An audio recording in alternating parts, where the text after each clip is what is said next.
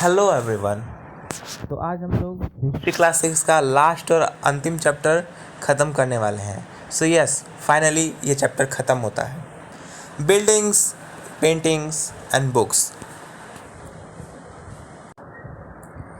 Class 6 की history का ये आखिरी चैप्टर है। क्लास 6 की हिस्ट्री का ये आखिरी चैप्टर है। और अगर आप क्लास 6 में हैं या फिर अगर आप यूपीएससी या फिर और कॉम्पिटिटिव एग्जाम्स की तैयारी कर रहे हैं या फिर आपको जनरल इंटरेस्ट है, आपको हिस्ट्री अच्छी लगती है, तो आप मेरे वीडियोस को रेफ़र कर सकते हैं। मरुदसामी बहुत एक्साइटेड था, ठीक है। और जब वो जाता है कुतुब मीनार के पास, तो जब उसके आयरन पिलर को वो देखता है, कुतुब मीनार को, तो वो उसको बहुत अच्छा लगता है। अब आते हैं हम लोग आयरन पिलर के बारे में। तो जो ये आयरन पिलर है, जिसका आप फोटो भी देख सकते हैं, ये मेहरौली में है, जो कि दिल्ली में है। और ये आर्ट एंड क्राफ्ट का एक बेहतरीन एग्जाम्पल है। ये लगभग 1500 साल पहले बना था, क्योंकि एक इंस्क्रिप्शन है जिसमें इसका राजा के बारे में लिखा गया है, जिसका नाम चंद्र था। और चंद्र जो था वो गुप्ता डायनेस्टी का होगा, ठीक है। और जो रिमार्केबल फैक्ट है कि ये इतने सालों में भी इसमें जंग नहीं लगा है। हम लोग आज देखते हैं आयरन खरीदते हैं तो तुरंत उसमें जंग लग जाता है, रस्टिंग हो जाती है, लेकिन इसमें अभी भी जंग नहीं लगा हुआ है। इसी में हम लोग बात करते हैं मेटलर्जी की। तो जो एंशियंट इंडियन मेटलर्जिस्ट थे वो बहुत ज़्यादा डेवलप्ड हो गए थे, ठीक है। जो आर्कियोलॉजी में एग्जावेशंस हुए हड़प्पन के टाइम के, तो उसमें देखा गया कि मेटलर्जी बहुत ज़्यादा डेवलप्ड थी, ठीक है। और हड़प्पन्स को कॉपर मेटलर्जी आती थी, वो ब्रॉन्ज भी बना लेते थे कॉपर और टीन से, ठीक है। और उसके बाद जो आए वो लोग आयरन का यूज़ जानते थे। उसके बाद तो इंडिया सारे टाइप के आयरन प्रोड्यूस भी करने लगा, वराउट आयरन, कास्ट आयरन। तो कहने का मतलब यही है कि पहले भी जो इंडस्ट्री थी, मेटलर्जी की इंडस्ट्री, मेटल्स को निकालने का जो प्रोसेस था वो बहुत ही ज़्यादा अच्छा था। Buildings in brick and stone. उसके बाद जो तभी की जो बिल्डिंग्स थी वो भी अभी भी सर्वाइव कर रही हैं, जैसे कि स्तूपा। स्तूपा मतलब एक माउंड होता है, ठीक है। बहुत सारे तरह तरह के स्तूपास होते हैं, राउंड, टॉल, बिग, स्मॉल, लेकिन कुछ उसमें कॉमन होता है। स्तूपा के बीच में एक स्मॉल बॉक्स होता है जिसमें जिस आदमी का वो स्तूप है उससे रिलेटेड कुछ चीज़ होगा, जैसे कि उसकी हड्डियाँ, उसके कंकाल, उसके एशेस, या फिर उसके बाल, तीत, कुछ भी, या फिर जो उनसे रिलेटेड कुछ चीज़ होगा, उनका कॉइन्स, उनका कुछ सामान, ठीक है। तो बुद्ध का अगर कोई स्तूप होगा तो बुद्धा से रिलेटेड कोई सामान होगा, ठीक है। दिस बॉक्स, उस बॉक्स को बोला जाता था रेलिक कास्केट। उसको फिर मिट्टी में दबा दिया जाता था। उसके बाद उसको ईंटों से ढक दिया जाता था, मड ब्रिक से, और उसके ऊपर एक डोम लाइक स्ट्रक्चर भी बना दिया जाता था स्टोन स्लैब से। मतलब कि उसको ज़मीन में गाड़ के उसके ऊपर स्टोन का स्ट्रक्चर बना देते थे, ताकि पता चल जाए कि नीचे में वो रेलिक कास्केट है, ठीक है। और उसके चारों तरफ एक प्रदक्षिणा पाथ भी ये लोग कंस्ट्रक्ट करते थे ताकि उसके राउंडिंग कर सकें, ठीक है। और डिवोटीज जो है वो उस स्तूपा में एंटर करते थे एक क्लॉकवाइज डायरेक्शन में और अपनी भक्ति को दिखाते थे।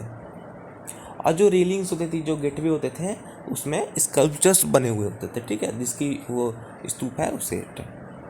एक ऐसा ही जगह है अमरावती, और 2000 साल पुरानी स्तूपास वहाँ पे खोजे गए हैं, ठीक है। वहीं दूसरी जगह पे जो है आर्टिफिशियल केव्स भी बनाए गए थे, ठीक है। नेचुरल केव नहीं, आर्टिफिशियल केव्स बनाए गए थे, ठीक है। और वो जो बनाए गए थे उसमें भी स्कल्पचर्स बहुत हुई थी, ठीक है। इसी तरीके से हिंदुज़म में भी बहुत सारे मंदिर बने जो कि बिल्डिंग्स ही थे एक तरह से, खासकर शिव जी, विष्णु जी और दुर्गा माता का। और मंदिर का जो मेन भाग होता था उसको बोलते थे गर्भगृह, और वहीं पर भगवान की मेन मूर्ति होती थी, ठीक है। और वहीं पर पृष्ठ लोग आके मंत्र पढ़ते थे और सारा रिचुअल्स वहीं पे होता था, ठीक है। अब ऐसा जो टेम्पल मिला ये भीतर गांव में मिला है, जो कि उत्तर प्रदेश में है। और यहाँ पर गर्भगृह के ऊपर एक शिखर भी बनाया जाता था, अगर आप रिलेट कर पाएंगे, ठीक है। और एक बहुत सारे टेम्पल्स में एक मंडप नाम का जगह होता था जहाँ पर असेंबली लगती थी, ठीक है। और भी मंदिर महाबलीपुरम साउथ और आईहोल में मिले थे, ठीक है। और इनका पिक्चर भी आप लोग देख सकते हैं, सब 1524 साल पुराना का, ठीक है। अब ये बनते कैसे थे, तो बहुत सारे स्टेजेस होता था, ठीक है। सबसे पहले तो राजा रानी डिसाइड करता था कि यहाँ पर मंदिर बनेगा, जो कि बहुत ज़्यादा एक्सपेंसिव होगा। फिर जो रॉ मटेरियल होता था उसको मंगाया जाता था दूर दराज से, ठीक है। फिर जो पत्थर आते थे उनको कार्व किया जाता था, फिर राइट पोजीशन में उनको लगाया जाता था, ठीक है। उसके बाद जो फिर किंग कोरी को पैसा देते थे जो वर्कर्स उनको बनाए हैं अपने राजकोष से, जो कि लोगों से कलेक्ट किया जाता था, है ना। उसके अलावा जो डेवोटीज भी आते थे वो मंदिर में दर्शन करने के लिए, वो भी कुछ डोनेशन देते थे, ठीक है। जैसे कि सांची में जो है एक आइवरी वर्कर्स के ग्रुप ने एक चीज़ डोनेट किया था। उसके बाद जो और अमीर लोग भी थे, merchants, farmers, garland makers, perfumers, smiths और हंड्रेड्स ऑफ मैन और वीमेन, मतलब कि गरीब अमीर लोग हों या फिर गरीब लोग हो या फिर नॉर्मल लोग हो, सब का सब कुछ अपनी हैसियत के हिसाब से कंट्रीब्यूट करते थे। और उनका नाम भी किसी किसी जगह पर लिखा गया है, जो लोग कंट्रीब्यूट करते थे, ठीक है। तो उसी की इतनी महत्ता है कि आज अगर हम लोग उन लोगों का नाम जानते भी हैं तो सिर्फ इसी वजह से क्योंकि उन्होंने कंट्रीब्यूट किया है। तो एक छोटा सा कंट्रीब्यूशन ही उनका आज का पहचान बन गया है, ठीक है। इसी के साथ साथ पेंटिंग भी बहुत ज़्यादा एडवांस थी, ठीक है, जिसमें सबसे अच्छा नाम आता है Ajanta.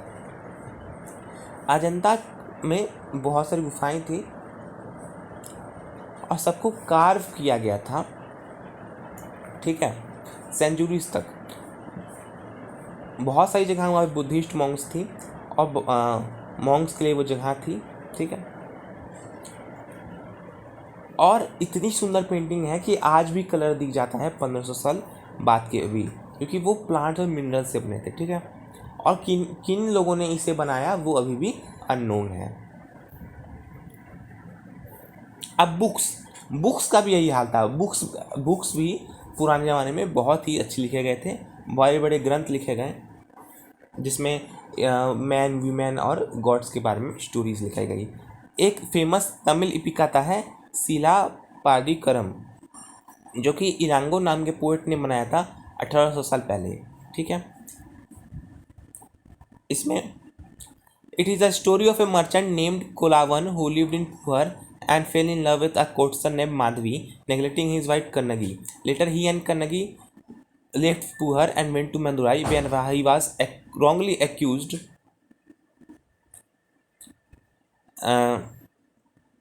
of theft by the court jeweler of the Pandya king. The king sentenced Kulavan to death. Kannagi, who still loved him, was full of grief and anger at this injustice and destroyed the entire city of Madurai. तो एक love story लिखी थी, ये जो भी नाम है बड़ा सा, तो उसमें एक आदमी था, वो एक दूसरे से प्यार करता था, अब एक अपनी पत्नी को छोड़ के। फिर जब वो और उसकी पत्नी शहर छोड़ के बाहर जाते हैं तो फॉल्सली कुलावन को डेथ दे दिया जाता है। तो फिर कन्नगी ग्रीफ करती है, रोती है और फिर मदुरई शहर को बर्बाद करती है, ऐसा उस कहानी में मेंशन है, ठीक है। दूसरा तमिल एपिक है मनी मेकालाई, जो कि सत्तानर ने बनाया था 1400 साल पहले। देखिए नाम आप लोग को अजीब लग रहे होंगे कि एक ऐसा अजीब नाम है, कोई लॉजिक नहीं याद करने का, लेकिन अगर आप छोटी छोटी चीज़ों को याद करेंगे तो मैं भी आपके एग्जाम्स में हेल्प हूँ, ठीक है। अब ये मनी मेकलाई जो है ये कोलावन और माधवी की बेटी के बारे में बताता है। माधवी जो थी वो पत्नी नहीं थी कोलावन की, ठीक है। अब ये जो सब कंपोजिशंस थे ये लॉस्ट हो गए थे लेकिन फिर खोजे गए, ठीक है। उसके अलावा नॉर्थ इंडिया में कालिदास थे जो कि संस्कृत में अपना पोएम्स लिखते थे, जिससे सबसे फेमस पोएम है मेघदूत। इसमें जो मेघ है वो दूत का काम कर रहा है, दो लवर्स के बीच में दूत प्यार की बातें फैला रहा है, ठीक है। Recording and preserving old stories. अब है कि उन स्टोरीज को रखा कैसे जाए। तो जो हिंदू स्टोरीज हैं उनको पुराण कहते थे, ठीक है। जो नए स्टोरीज बने, पहले आए वेद, फिर आए उपनिषद, अब जो स्टोरीज बनने लगे, स्टोरीज कहानियाँ, उनको पुराण कहते हैं। और पुराण का मतलब ही होता है ओल्ड। इसमें गॉड और गॉडेसेस की स्टोरीज हैं, विष्णु, शिव, दुर्गा या फिर पार्वती।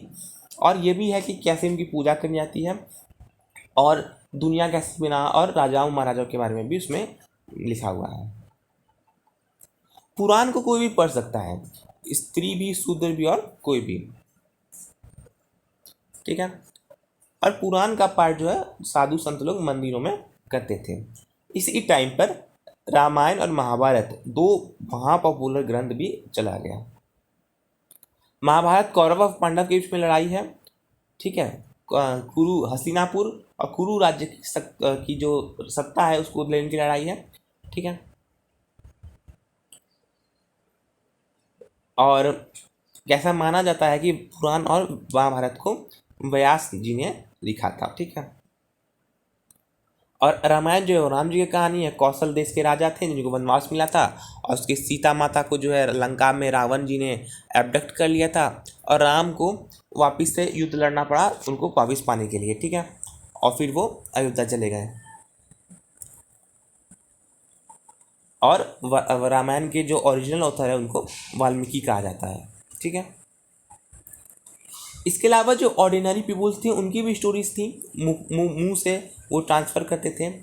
उनमें फेमस है जातक कथाएं और पंचतंत्र, ठीक है। और ये बुद्धिस्ट स्टोरीज होती थी, मतलब बुद्धिज़्म में भी बहुत सारी स्टोरीज हैं। अब ऐसी एक स्टोरी है मंकी किंग की, कि एक बंदर होता था, वो हिमालय में रहता था और उसके 80,000 प्रजा थी, और वो आम के फल को खाते थे। एक बार एक आम वाराणसी के राजा के पास चला जाता है। वाराणसी के राजा को बहुत पसंद आता है वो आम, और वो खोज में अपने सैनिकों को भेज देता है। सैनिक लोग जाते हैं, पता लगाते हैं उस पेड़ के बारे में। तब राजा दिखता है कि अच्छा ये बंदर लोग भी खा रहे हैं इस पेड़ को, के आम को, तो चलो इनको मारने का आदेश देते हैं। लेकिन जो मंकी किंग होता है वो अपने फॉलोअर्स को बचाने के लिए खुद का बलिदान दे देता है, और राजा उसको ठीक करने की कोशिश करता है, लेकिन वो असफल रहता है, और वो उसको रिस्पेक्ट करता है जब वो मर जाता है। तो ये जो है ये स्कल्पचर्स के रूप में, फ़ोटो के रूप में बरहूत, सेंट्रल इंडिया में बरहूत में उसको दिखाया भी गया है, ठीक है। और ये आप फ़ोटो भी उसका देख सकते हैं। उसके अलावा साइंस पे भी बुक्स लिखी थी, धर्म के बारे में बुक्स लिखी थी, साइंस के बारे में बुक लिखी थी, जिसमें आर्यभट्ट का नाम है, जिन्होंने संस्कृत में आर्यभट्टियम लिखा। और उसमें ऐसी ऐसी थ्योरीज थी जो कि मॉडर्न साइंस ने अभी डिस्कवर की हाल फिलहाल में, जैसे कि अर्थ अपने एक्सिस पे घूमता है, उसी की वजह से डे एंड नाइट होता है, ठीक है। और ग्रहण क्यों लगते हैं, इक्लिप्सेस क्यों लगते हैं, सर्कमफ्रेंस ऑफ अ सर्कल, ठीक है। इसके अलावा वराहमिहिर, ब्रह्मगुप्त और भास्कराचार्य और भी अदर मैथमेटिशियंस थे जिन्होंने अच्छी अच्छी डिस्कवरीज की, ठीक है। ज़ीरो भी आर्यभट्ट ने दिया, फिर उससे अरब्स ने लिया, और फिर वो यूरोप में लिया। और आयुर्वेद, मेडिसिन, बायोलॉजी की बुक्स भी लिखी गई थी, ठीक है। और चरक और सुश्रुत इसमें बहुत ज़्यादा